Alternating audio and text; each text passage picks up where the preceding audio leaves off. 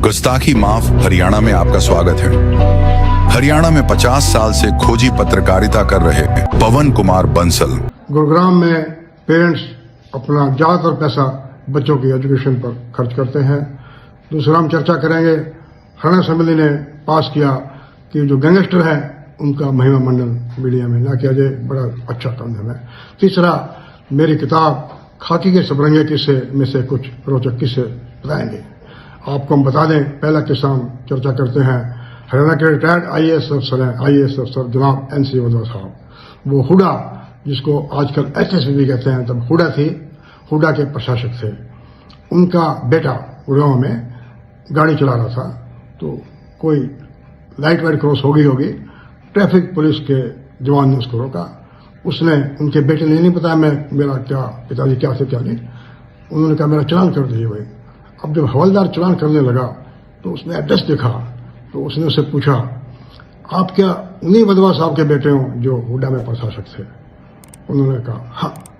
और हवलदार ने जो बड़ी रोचक बात कही, कहने लगे तेरे बाबू ने, तेरे पिताजी ने तो हमारा बड़ा भट्टा बिठा दिया, अब तेरे साथ क्या सलूक करें भाई? तो वो बेटा बड़ा हैरान हुआ। असल में हुआ क्या कि हुडा ने शमशान घाट के लिए जारसा गांव की जमीन एक्वायर करी थी। नेचुरली मार्केट रेट बहुत होता है, सरकार का जो एक्वायर करती है उसका रेट कम होता है। तो उस ट्रैफिक हवलदार ने कहा तेरे बाबू ने, हम विरोध करते रहे लेकिन हमारी जमीन एक्वायर कर दी। और वधवा साहब का कोई निजी स्वार्थ तो नहीं था, स्कूल संस्थाओं के लिए जमीन एक्वायर करनी पड़ती है। तो उनके बेटे ने कहा आप चालान कर दीजिए, लेकिन हवलदार भी बड़ा अजीब था, हंसी मजाकिया था। कहने लगा अपने बाबू ने बता दियो, अपने पिताजी को बता देना, उसने तो हमारा भट्ठा बिठा दिया, पर मैं आपका चालान नहीं करूंगा। उनका बेटा बार बार कहता रहा जो मेरे खिलाफ कार्रवाई बनती है कर दो, लेकिन उसने चालान नहीं किया। ट्रैफिक पुलिस का एक और किस्सा, भूपेंद्र सिंह हुडा CM बने थे, तो रोहतक में सोनीपत रोड पे एक स्कूटर चला रहा था। ट्रैफिक पुलिस वाले ने रोका, तो उसे रोक कर कहा दिखता नहीं स्कूटर के पीछे हुडा लिखा है, हुडा CM है। अब वो रोहतक का वो हवलदार भी रोहतकी था, कहते 100 कोस की एक रोहतकी। वो कहने लगा हुडा साहब आपके उस पर हुडा लिखा है, हमारी क्या औकात आपका चालान करें, लेकिन पिछले पहिए में फूक कम है, देखो कोई एक्सीडेंट नहीं हो जाए। भाई नाले पे जला मार दिया।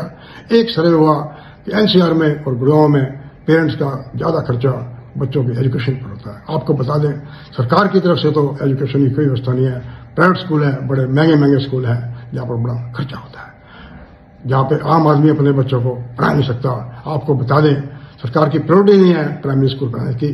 56 सेक्टर में गुड़गांव में, जहां पे कोऑपरेटिव ग्रुप हाउसिंग सोसाइटी है ज्यादा, एक प्लॉट था काफी बड़ा, कोई 10 एकड़ का होगा स्कूल के लिए, उसे हुडा के लोगों ने मिलजुल कर किसी प्राइवेट स्कूल को बेच दिया, ऑक्शन कर दिया मतलब के, और ऐसी शर्तें रखी कि वो ही देश के। इसी 56 सेक्टर में एक और स्कूल था, 5 एकड़ में जगह से ईयरमार्क थी स्कूल के लिए, वो लिखवा लिया।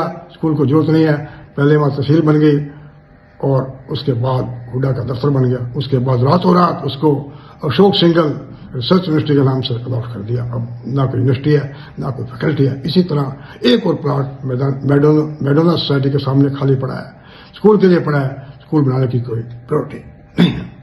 तीसरा हम चर्चा करें, हरियाणा असेंबली ने कहा जो गैंगस्टर हैं इनका महिमा मंडन ना किया जाए, मीडिया इनको ग्लोरीफाई ना किया जाए। जैसे मनीषा का कांड हुआ तो आगे अभियान लारस बिश्नोई ने कहा कि मैं बदला लूंगा।